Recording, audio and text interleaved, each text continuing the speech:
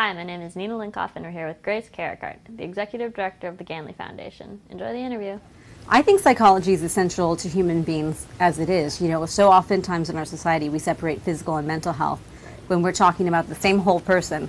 And ultimately mental illnesses and physical illnesses are all medical in origin and should be treated as such.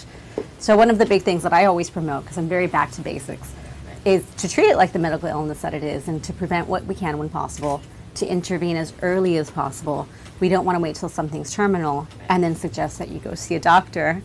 However, we do that with mental health issues, and sometimes by that point lives have been destroyed or the person has really suffered unnecessarily for far too long.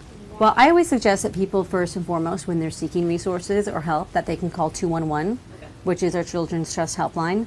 And it's wonderful. They work in partnership with the Switchboard of Miami, which is also connected to our National Suicide Prevention Helpline. And there they have a database of just every resource and program or organization that exists that might be able to fit their particular need. Family Counseling Services is where I had worked in the past, and they're a wonderful agency between their behavioral health services and the Journey Institute that they have there. And unfortunately, like so many in the field of prevention, it arose out of tragedy. When Jimmy Ganley, Jim and Ann Ganley's son, lost his life due to suicide.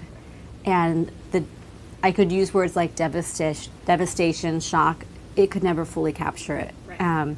To me, they're the real heroes here, because if we think there's stigma, like we were discussing earlier, nowadays, I can't imagine what it was like 10 years ago. And the courage that it took for them to, maybe they didn't know how, but to still say, we're going to find a way to make a difference. And we began off with the premise that if, when I first signed on, we just said, all our efforts will be worth it if we just save one life. Just one will make everything worthwhile. And to this day, or I should say at this point, I'm really happy to say that we've lost count. We've been able to save countless. And our work is an act of faith too, because I have to assume there's others that I may never know about whose lives we could improve or maybe even help save because we got them the right information about how to get help just in time.